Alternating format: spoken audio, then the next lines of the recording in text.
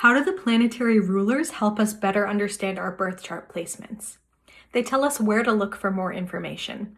I like to think of it as adding a particular flavor to a certain sign. So the best way to describe this is through some examples.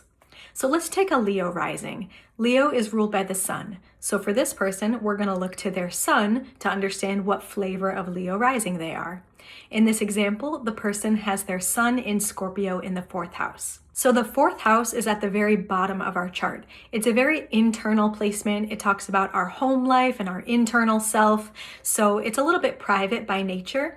And then with the sun in Scorpio, this is also a more private, reserved, somewhat introverted sign. There's a lot of depth and intensity, and Scorpios are not usually as extroverted as a typical Leo rising. So this person is still going to have some of those classic traits of Leo rising of being bubbly, fun, extroverted, but with that Scorpio in the fourth house flavor added in, they might not be as outgoing or dramatic or expressive as a Leo rising who might have their sun in, let's say, another fire sign. And this doesn't just apply to rising signs. I'll give you another example. Let's say you have your midheaven, the very top of your chart. It talks about career and reputation. Let's say your midheaven is in Aries.